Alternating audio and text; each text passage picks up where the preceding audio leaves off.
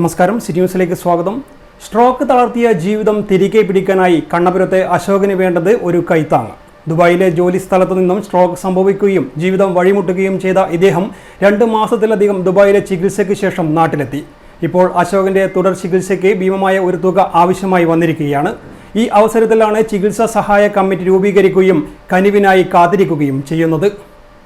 കണ്ണപുരം ഗ്രാമപഞ്ചായത്തിലെ 11-ാം വാർഡിൽ China clay railway ഗേറ്റിന് സമീപമാണ് അശോകൻ താമസിക്കുന്നത്. ജോലി സംബന്ധമായി പ്രവാസ ലോകത്തേക്ക് ചേക്കേറിയ അശോകൻ തിരിച്ചുവന്നത് മേജർ സ്ട്രോക്ക് തളർത്തിയ ശരീരവുമായിട്ടാണ്.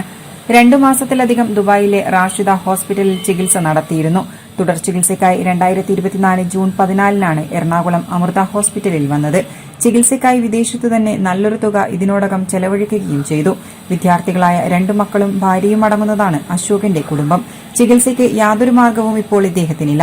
ഈ അവസരത്തിലാണ് കേരള ബാങ്കിന്റെ ചെറുകുന്ന് ശാഖയിൽ ഒരു അക്കൌണ്ട് ആരംഭിക്കുകയും ചികിത്സയ്ക്കാവശ്യമായ തുക സമാഹരിക്കാനും തീരുമാനിച്ചത്. ഇനി അശോകന് ആവശ്യം ഉദാരമതികളുടെ കനിവാണ്. City news, Kannur. കൂടുതൽ വാർത്തകൾ അറിയുവാൻ സിറ്റി ചാനൽ വാട്സ്ആപ്പ് ഗ്രൂപ്പിൽ ജോയിൻ ചെയ്യുക. ഒപ്പം യൂട്യൂബ് ചാനൽ സന്ദർശിക്കുക.